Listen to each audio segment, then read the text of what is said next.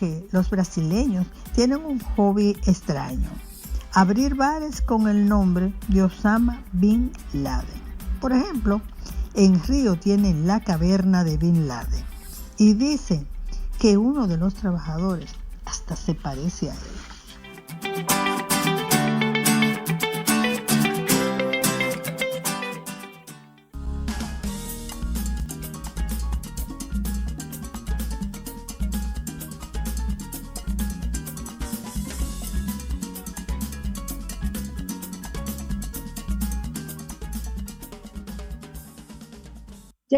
Estamos de regreso con ustedes y aquí estamos acompañada del licenciado Rainier Álvarez, quien es abogado. Con él vamos a hablar de las famosas medidas de coerción que tanto escuchamos que someten a las personas que han faltado a la ley o han cometido alguna falta. Realmente hay muchas inquietudes, pero el licenciado Álvarez se va a encargar de transparentar todo eso. Bienvenido sea. Muchísimas gracias por la invitación. Muchas gracias. Perfecto. Sí, licenciado, cuando hablamos de la medida de coerción, ¿para qué son? ¿Para qué sirven? Bueno, las medidas de coerción son un mecanismo que se utiliza en el ámbito penal para garantizar que los imputados, o sea, las personas que son sindicadas, señaladas de haber cometido algún delito, se garantice su presencia en el proceso. Es decir, es muy importante esto, que las medidas de coerción no son una sanción, no es una pena ni un castigo, sino un mecanismo de garantizar que una persona de la cual se sospecha que ha cometido un delito no se desaparezca o no destruya las pruebas. O sea que sí.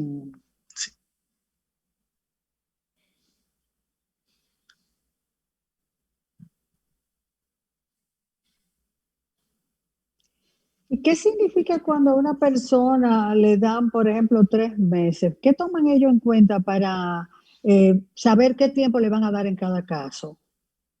Sí, eso realmente, los 3 meses de prisión preventiva es solamente una de las muchas medidas que establece la ley, el Código Procesal Penal, como por ejemplo el Código Procesal Penal establece la multa, establece la prisión domiciliaria, establece los grilletes electrónicos, la presentación periódica, establece el impedimento de salida. Entonces, todos estos mecanismos son formas de garantizar que la persona se mantenga en el proceso. Dentro de esto está la prisión preventiva, que debe ser excepcional. La prisión preventiva puede ser de diferentes, o sea, puede tener diferentes cantidades de tiempo. Generalmente los 3 meses se utilizan para, de una manera estandarizada, de darle al Ministerio Público un tiempo suficiente para poder hacer la investigación y presentar una acusación formal. Lo que se utiliza para determinar si se le impone esta medida u otra es verdaderamente el arraigo que tenga la persona, es decir, si la persona tiene un domicilio fijo, conocido, tiene bienes, tiene trabajo, tiene familia, es una persona que difícilmente se desaparezca por un simple señalamiento. Entonces, si la persona no tiene ningún arraigo, no tiene un domicilio, nadie sabe dónde vive, se vive mudando de sitio, no tiene bienes, no tiene familia, es una persona que tiene mucho peligro de fuga. Entonces, en esos casos es donde amerita imponer prisión preventiva si el delito también lo amerita, porque hay delitos que no ameritan prisión preventiva, dependiendo de la pena o si constituye un delito de acción privada. ¿Y cuáles son? Los delitos de acción privada son, por ejemplo, el tema de los ¿Cuáles cheques sin serían estos fondos. que no requieren? Sí. Por ejemplo, un cheque sin fondo, una difamación, injuria, son delitos que no, por su naturaleza de acción privada, no conllevan prisión preventiva.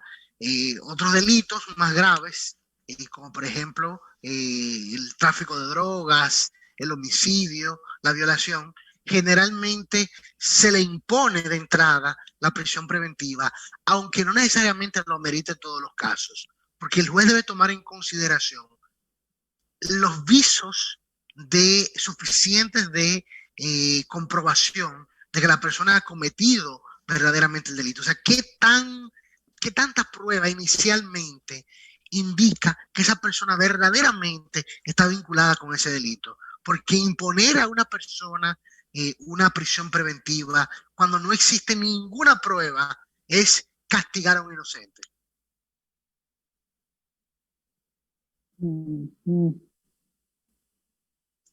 Hay algo, puede, por ejemplo, prolongarse luego de dictada una orden de coerción. Puede prolongarse esta misma orden unos meses más por el motivo de que quizás el Ministerio Público no haya culminado con la investigación o no se haya logrado como completar todo el expediente que se necesita para ya ir a un juicio final. Correcto, es muy frecuente que la prisión preventiva, sobre todo, se extienda mucho. En los casos donde no hay prisión preventiva, es común que el Ministerio Público se extienda tanto que a veces hasta se le vencen los plazos. Pero cuando hay prisión preventiva, igualmente el Ministerio Público muchas veces se extiende de los 3 meses hasta durar a veces hasta un año. En los 12 meses es el tiempo límite en el cual una persona puede estar sometida a una prisión preventiva. Porque estamos hablando de una persona que técnicamente es inocente todavía y está guardando prisión. Entonces, 12 meses es el tiempo límite y es posible que el Ministerio Público se extienda hasta estos 12 meses, sobre todo cuando los casos son complejos.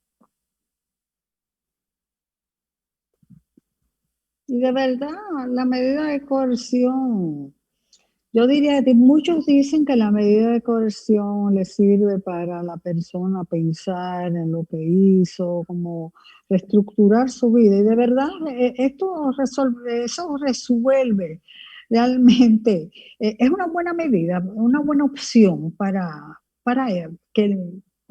también el recluso piense en lo que hizo o se decida.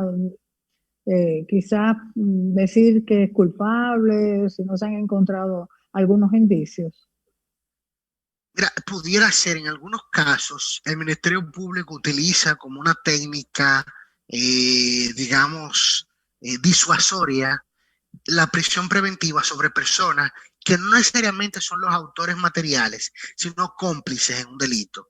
Este cómplice al que uno le vincula con un delito muchas veces grave, pues, el Ministerio Público lo somete a una prisión preventiva para, digamos, que vaya decidiendo al final dar la información que el Ministerio Público necesita para completar su investigación. Es un mecanismo que se utiliza y que muchas veces puede resultar satisfactorio. Y sobre todo que estamos hablando de personas que verdaderamente están vinculadas con el delito.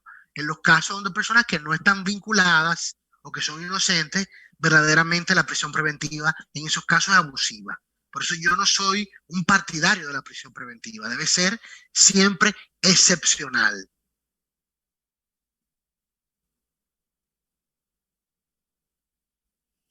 Licenciado, hay algo una preguntita que recibí por email y es en cuanto al tiempo, ya pasó lo que es la medida de coerción.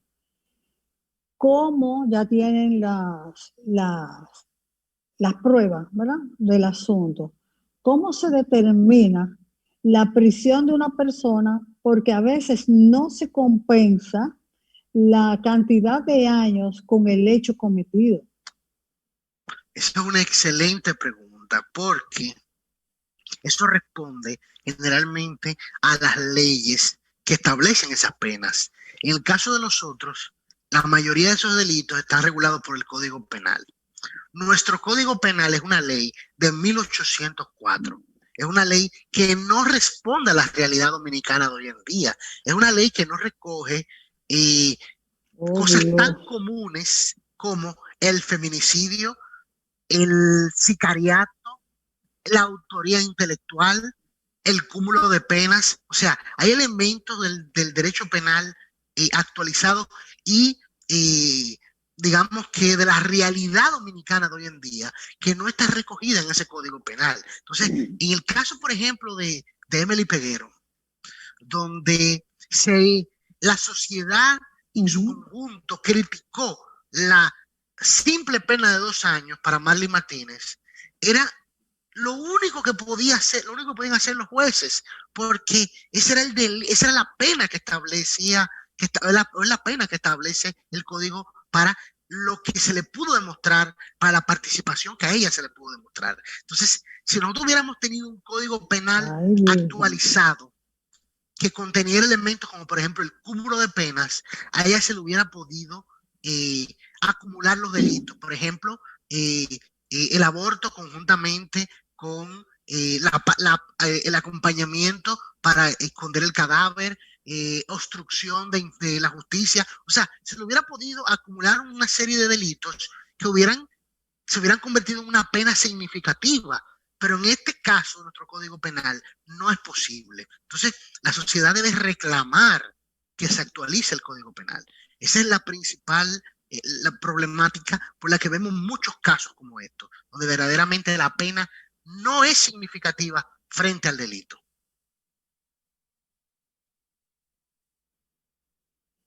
Y lo peor de todo es que se está convirtiendo en un hecho que se está convirtiendo casi a diario. Estamos viendo que este tipo de crímenes así están sucediendo con demasiada frecuencia. ¿Cuál es la posición? Entonces, ustedes como abogados están claros de que ese código hay que realmente actualizarlo, pero muy bien, porque de 1800 al 2020 ya es bastante tiempo para mantenerse con un código civil tan antiguo. Yo diría que de la prehistoria, como quien dice. Entonces, ¿qué procede? ¿Qué debemos hacer nosotros como sociedad para que poder exigir cuáles son las medidas, los pasos que hay que dar para que esa ley se actualice, ese código se actualice?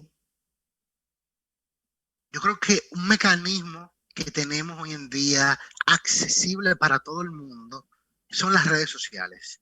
Y las redes sociales muchas veces funcionan como una especie de buzón de desahogo social. Y yo creo que la sociedad debe empoderarse y debe reclamar conjuntamente a través de las redes sociales, a través de los medios de la opinión pública, la actualización del Código Penal. Yo creo que ahora mismo, hoy en día, una de las exigencias jurídicas y sociales más importantes que tenemos es la actualización del Código Penal. Hasta que no tengamos un Código Penal actualizado, no vamos a ver una respuesta, la respuesta indicada, las respuestas que ameritan muchos hechos que se cometen en nuestra sociedad. Y probablemente la parte de la culpa de esos hechos la tiene una ley como esa tan desactualizada.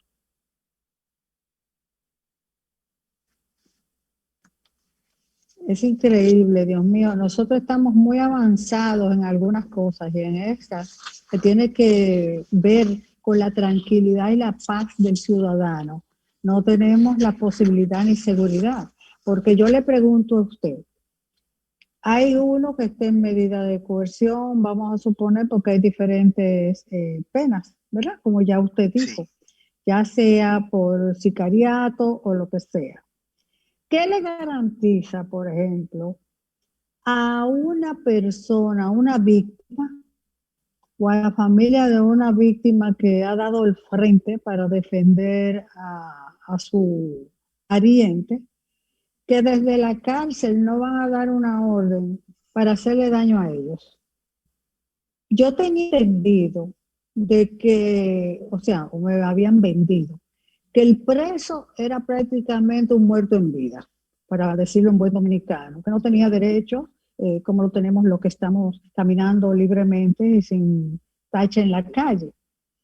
Pero ya el preso tiene tanto o igual derecho al que anda en la calle porque tiene celulares, tiene todas las condiciones y hasta manda y tiene su negocio. Eso es preocupante, eso es algo que a la sociedad le está molestando ya. ¿Por qué? Porque si tú realmente estás defendiendo a un pariente tuyo, ¿qué le garantiza a esa familia de que va a poder transitar por la calle tranquilos sin recibir algún intento de daños corporales? Bueno, realmente de eso tal vez no tenemos garantías. Tenemos que confiar en que las autoridades, sobre todo nuestro sistema penitenciario, haga el trabajo, porque tenemos que reconocer, ciertamente, hay muchas personas que tienen acceso a privilegios, pero eso ha cambiado mucho con el nuevo sistema. Nosotros tenemos una dualidad ahora mismo, tenemos dos sistemas penitenciarios funcionando concomitantemente, el viejo sistema donde hay privilegios y el nuevo sistema donde todo el mundo es igual. El nuevo sistema debiera ya adoptarse de manera universal, pero todavía no ha sido posible. Yo creo que en la medida en que terminemos de pasar del viejo al nuevo sistema, ese tipo de riesgos se minimizará, se llevará al mínimo, porque definitivamente eso es imposible controlarlo en su totalidad, pero yo creo que cuando una persona comete un delito, atenta contra un familiar, un ser querido, no debemos tener miedo, debemos actuar, porque en las consecuencias es la única verdadera garantía que tenemos de que eso, primero, el crimen pague, y segundo, de que no se sigan cometiendo situaciones similares. Si todo el mundo tiene miedo, al final los malos ganan. Entonces eso es lo que tenemos que tratar de evitar. Tengo entendido que el nuevo Código Penal, los nuevos recintos que están haciendo, pues van a cambiar mucho las cosas, porque también tengo entendido de que hay cárceles que tienen una sobrepoblación inmensa. Y ahí sí, para poder sobrevivir y tener lo mejorcito, de que hay un negocio interno terrible. Que yo espero que ahora con el nuevo sistema carcelario que se está trabajando, pues todo eso se resuelva. Pero yo quisiera que nos diera a esas partes que están afectadas. Hay muchas familias que están afectadas porque han perdido seres queridos por manos de maleantes y de personas que acostumbradas a hacer este tipo de cosas. Y a veces ellos exigen de una forma errada. O sea, comienzan a hablar en todas partes. Yo creo que solamente hay que dirigirse en una parte, a un solo lugar, y ahí exigir su derecho como ciudadano, tengo entendido.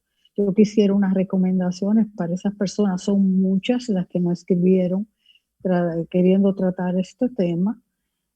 Por eso nos fuimos de la coerción hasta lo que es la prisión.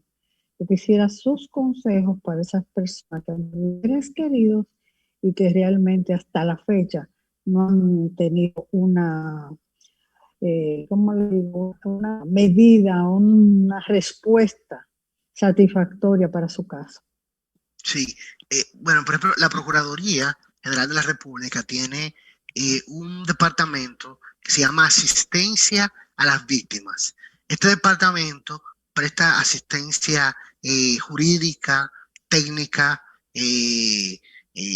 a las personas, a las víctimas y a los familiares de las víctimas, de forma tal que de alguna manera se disminuyan aquellas situaciones que inciden para que la gente abandone los casos. Entonces, esto es una herramienta sumamente útil, el Departamento de Asistencia a las Víctimas, y yo creo que la gente lo que debe es no cansarse, no desfallecer, seguir hasta tanto se obtengan sentencias condenatorias, y la asistencia de la Procuraduría y otros programas similares ayudan a que esto pase. Yo creo que primero hay que tener esperanza, fuerza, y debe haber colaboración de parte de las autoridades para que las personas puedan obtener la justicia que merecen.